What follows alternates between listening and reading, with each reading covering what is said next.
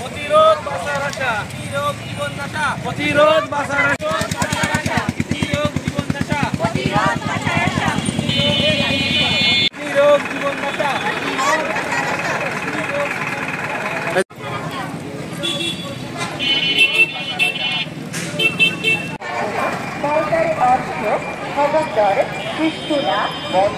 বেরিয়ে আসা এবং নাকের মধ্যে মাংস বৃদ্ধি বা নাকের উপর শিরশির করা,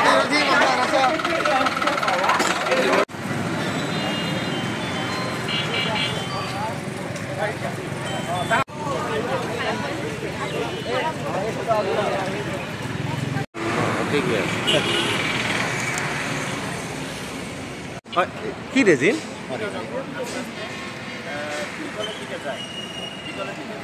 ঠিক আছে।